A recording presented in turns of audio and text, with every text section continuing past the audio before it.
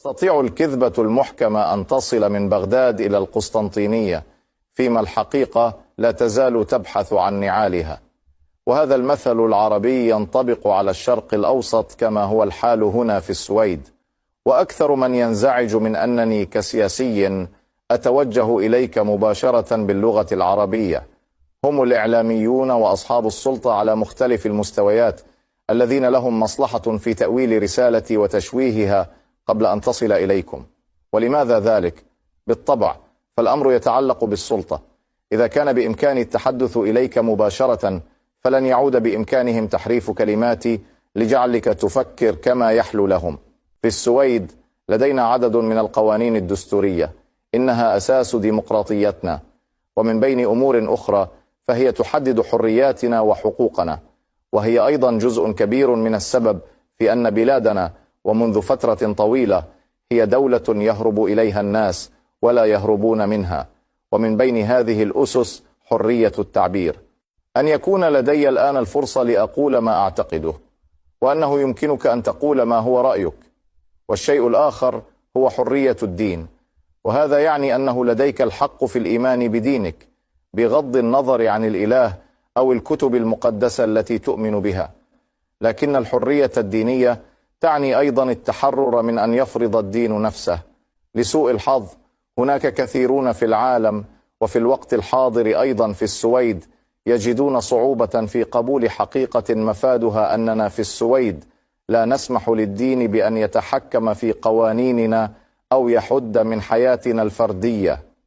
أدرك أن أسلوب حياتنا هنا في السويد قد يبدو غريبا أو غير مفهوم على الإطلاق بالنسبة لك، أنت الذي ربما تتحدر من خلفية أو لديك خلفية في ثقافة تعطي للدين مكانة مركزية في الحياة اليومية، أو أنك قد تكون من الذين نشأوا على الاعتقاد بأن الكتب المقدسة والأنبياء هم من يحدد كيف ينبغي لنا أن نعيش حياتنا ونشكل مجتمعنا. أستطيع أن أفهم ذلك، لكن الحرية الدينية باتت أمرا طبيعيا مفروغا منه بالنسبة لنا نحن السويديين لأكثر من 100 عام. ومن لا يستطيع قبول ذلك فلا أعتقد أن السويد هي البلد المناسب للعيش فيه بالنسبة له، بل يجدر أن يعود إلى موطنه الذي جاء منه، لأن السويد ستبقى دولة حرة وديمقراطية. نعم، أعتقد أنه يجب أن نكون قادرين على إغلاق المساجد التي ينخرط فيها الناس في التطرف السياسي والديني، وهذا أمر قد نجح القيام به بشكل جيد في العديد من البلدان الأخرى، فلماذا لن ينجح الأمر في السويد؟ كنت سأفكر بنفس الطريقة لو كان التطرف والتعصب متفشيا في المعابد البوذية أو حتى في الكنائس، لكن هذه ليست مشكلة كبيرة في السويد الآن. المشكلة هنا هي تنامي النزعة الإسلاموية. ماذا أعني بالإسلاموية؟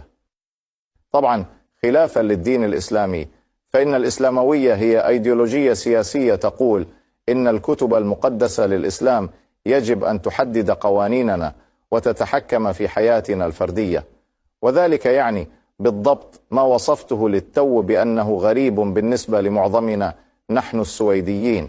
نحن في السويد نميز ما بين الدين والدولة، ولذلك فإن الإسلامي لا يعني نفس الشيء مثل المسلم، هذان أمران مختلفان.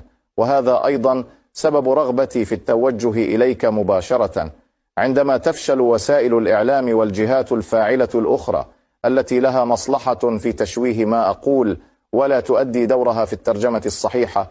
عندها يحدث سوء الفهم بسهولة، سوء فهم خطير ومدمر. أنا كسياسي ليس لدي أي آراء على الإطلاق حول ما يؤمن به الناس من إله، إنها مسألة خاصة، وأنا حقا لا أستطيع أن أفهم كيف يمكن لأحد أن ينزعج من ذلك إلا إذا كان إسلاميا.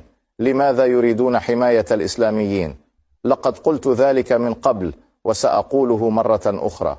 إنها شر هذا العصر. إنهم يرغبون في إلغاء ديمقراطيتنا وحريتنا في التعبير، يعني ذلك فرض دينهم على الآخرين، ورجم النساء، واضطهاد وإعدام المثليين جنسيا والمسيحيين واليهود.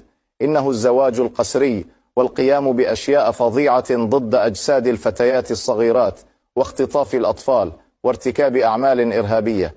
إنه شر هذا العصر، وإن أنصاره والمتواطئين معه لا شأن لهم في السويد. في اللحظة التي يحاول فيها شخص ما فرض دين على شخص آخر أو المطالبة بحقوق خاصة لطائفته الدينية، لا تعود المسألة مسألة معتقد شخصي، بل مسألة سياسية، ويجب على السياسيين أن يقبلوا الحجة المضادة، وهذا هو جوهر النقاش السياسي. ولذلك فلا يصلح الاختباء خلف حرية الدين والتذرع بالتعرض للانتهاك. لكل أن يفكر كما يريد بشأن رسالتي. يمكنك الاعتراض والمناقشة وتقديم وجهة نظرك حول الأمر برمته، ولكن ينبغي بالمقابل توقع الحجج المضادة. من اختار الانتقال إلى بلدنا لممارسة السلوك الحسن ولكسب الرزق لنفسه واتباع القوانين والعادات والأعراف السويدية يمكنه أن يؤمن بأي إله يريده، فهذا أمر لا يهمني. ومن بين مئات الآلاف من المهاجرين في السويد هناك العديد من أمثال الأشخاص الذين يساهمون ويريدون أن يكونوا جزءا من بلدنا. إنهم ليسوا مشكلة، على العكس تماما. ولكن هناك أمر يجب أن يكون واضحا للغاية: إن الإسلاميين وغيرهم من المتعصبين الذين يريدون إسقاط نظامنا الاجتماعي وديمقراطيتنا لا شأن لهم في السويد، لا اليوم ولا في المستقبل.